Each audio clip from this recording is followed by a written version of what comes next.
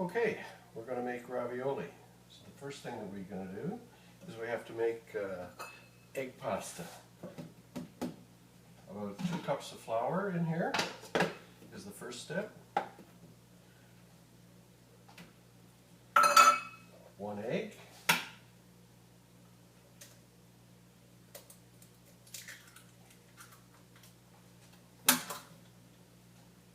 About a tablespoon of olive oil. And a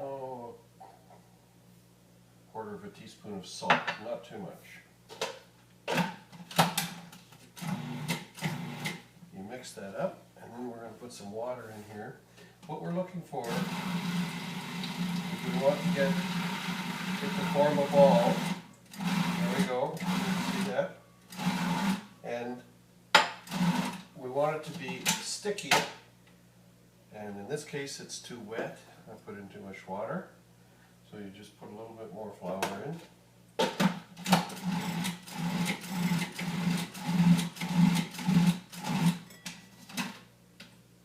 It's still too sticky. See? Okay, I don't know if you can see it from there, but it's forming a ball, but it's leaving little dregs. It's still a tad sticky. Okay,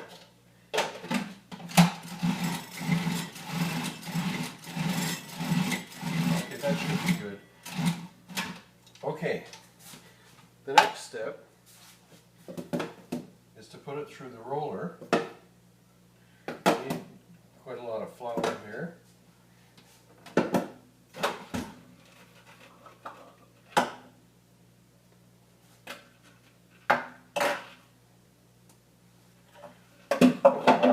Okay.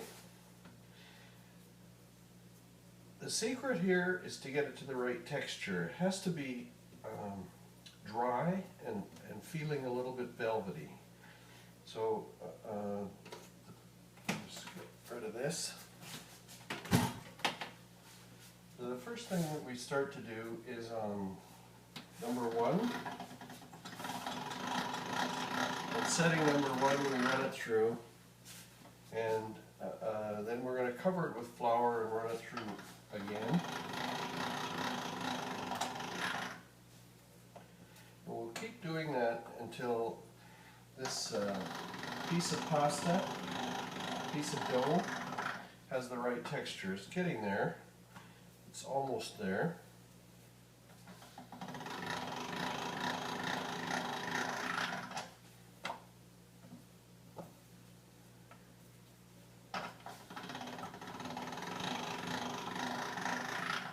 I think 1 or 2 more times and it should be done. It really depends on how you take it out of the cuisine art as to how many times you have to do this.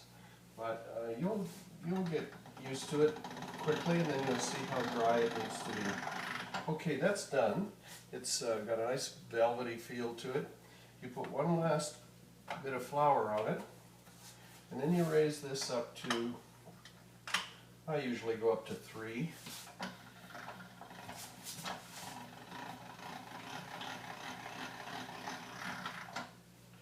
And then it goes up to 6.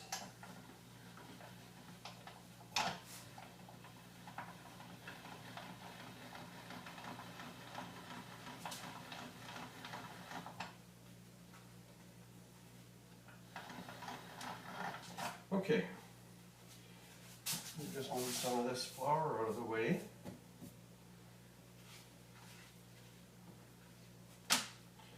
And this is going to be our ravioli filling. We just first of all stretch this out because it sticks to itself very easily.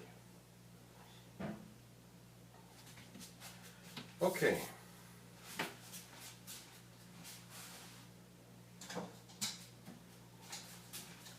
So this is the ravioli maker, and the first time I tried it, the raviolis would stick in the tray and wouldn't come out. And so what I do now is I just oil these ridges a little bit. You can use a spray, a Pam type spray as well. Okay, this gets then laid right on top here. Make sure that it's all covered. And this little device then you lay right on top, gently press down, and it makes little indentations. Now, the next step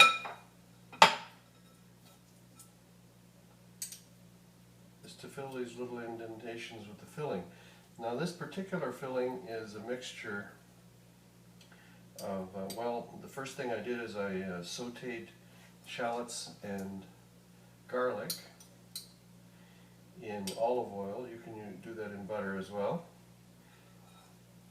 Add chopped mushrooms to it, and then mix it up with Boursin cheese. That's the type that has the herbs and garlic.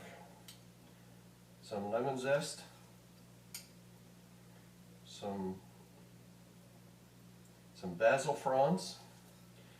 Just take some basil like that and a handful of basil and julie in it. Chop it up and put it in.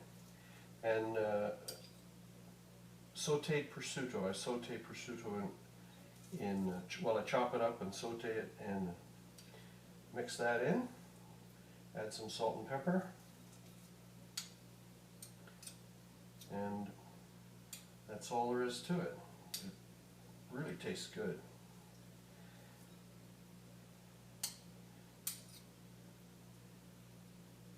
So these little indentations are quite forgiving, actually. You don't have to have exactly the same amount in each one. But what you have to try and do is make sure there's no spillage, because then you won't get a good seal if there's little bits of filling sticking over the edges. Also, you need to level it off a little bit so that there's not going to be quite so much air, because you don't want them to be full of bubbles when you've made them. Now, I should say that this pasta that I've made, I've rolled it out to thickness 6, and it's very thin.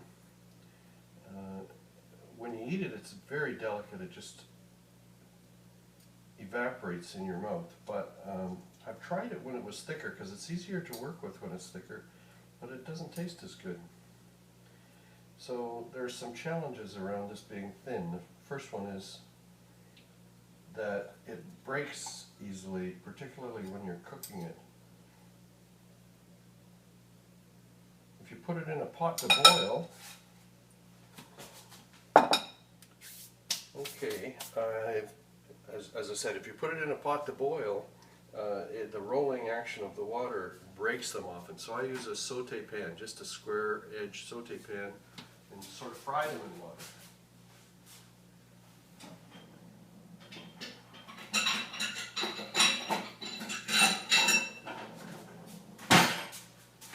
I forgot to get an egg out here. We need to do an egg wash.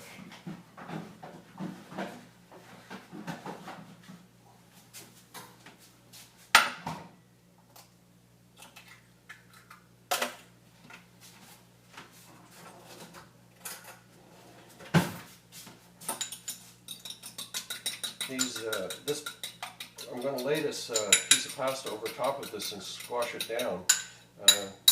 But if you don't moisten the edges with an egg wash, it doesn't stick as well, and then it'll come apart. You don't want that. So you just use a brush. Wipe all of the bits that are going to be binding.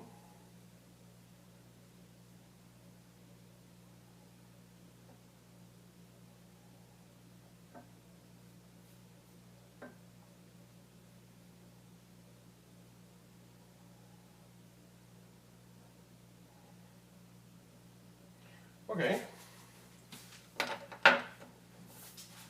Next step.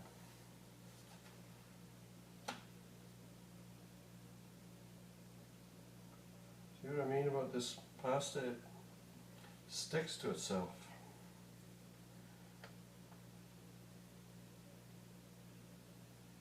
Very easily. Okay, so the next step is to pat it down. Try and get all of the air bubbles that are in there to come out.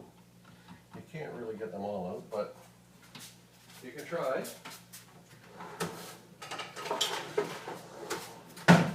And then you roll this out.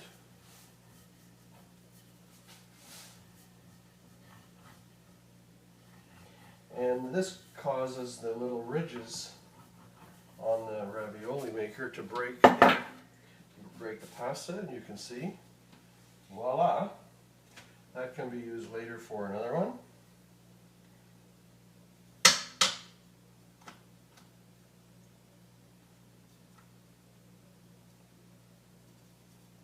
There we go.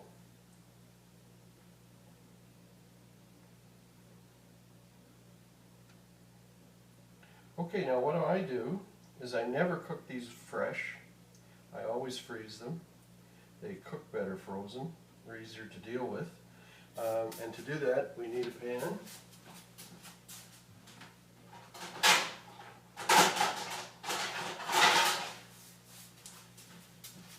And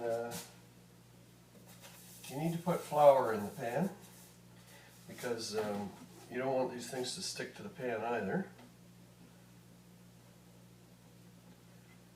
You just put these in here like this.